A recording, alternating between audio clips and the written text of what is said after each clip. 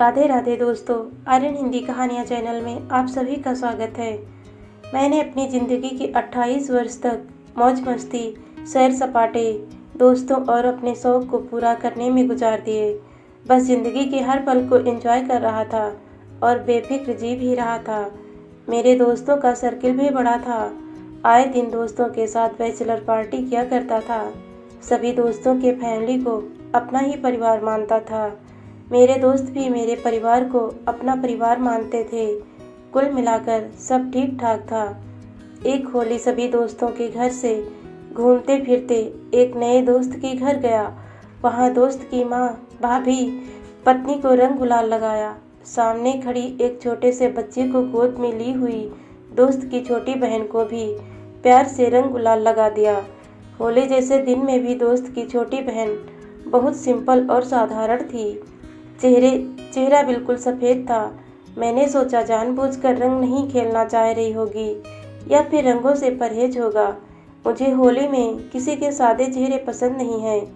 बस इसी मकसद से रंग और गुलाल उसके सादे सफ़ेद फेस को रंग दिया।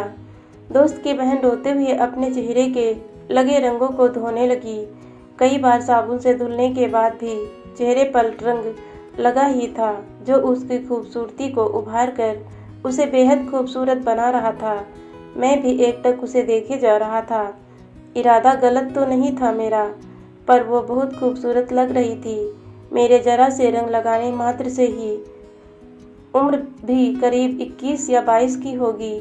फिर क्या, इतने में वहाँ उपस्थित सारे लोगों के बीच हाहाकार मच गई। दोस्त की दादी ताई लोग खुसर खुसर करने लगी और मुझे डांटने लगी कि क्यों लगाया एक विधवा और उसके बच्चे की माँ को रंग।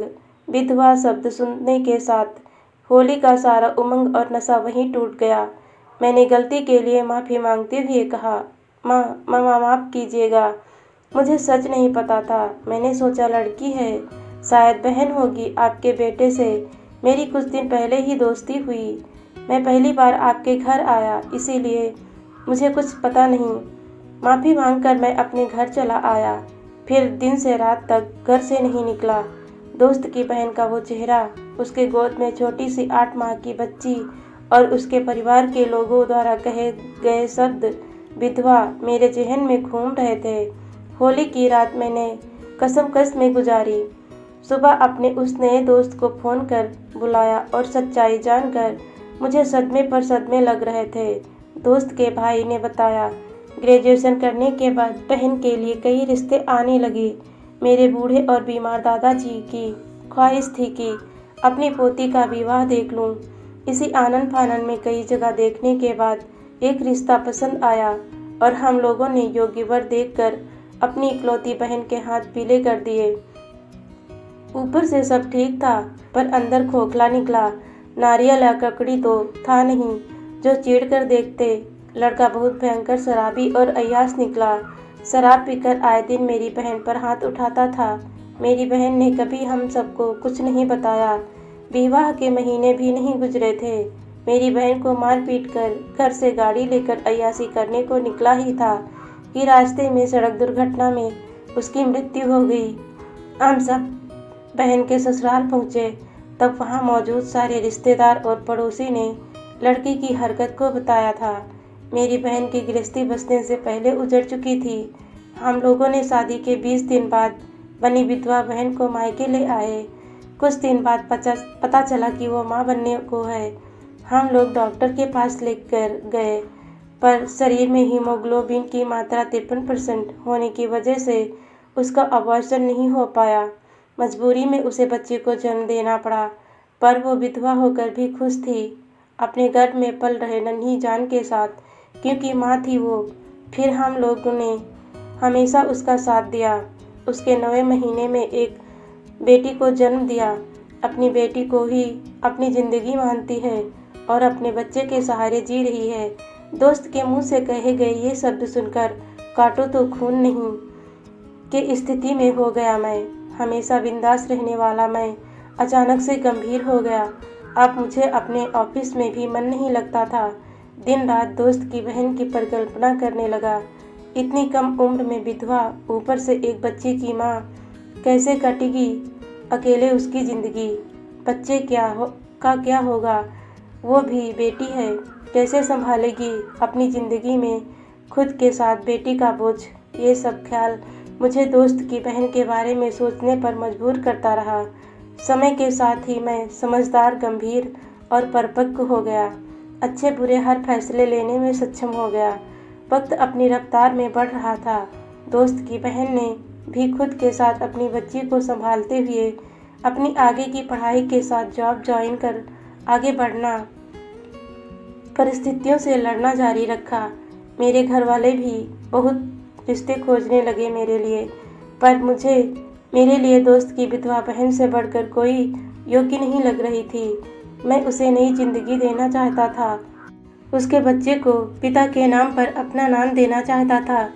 मैं फैसला कर चुका था उसे अपना बनाने की, अपनी ज़िंदगी में लाने की, उसके बेरंग सी ज़िंदगी में रंग भरने की। अब मैंने अपने घर वालों को बहुत मुश्किल से मनाया। मेरे घर वाले भी राज़ी नहीं थे अपने कुंवारे बेटे के लिए विधवा बहू, साथ में एक बच्ची को लाने से। ये सब मेरे लिए बहुत टफ था करना। फिर भी मैंने 2 से 3 साल की कोशिश में सब ठीक कर लिया।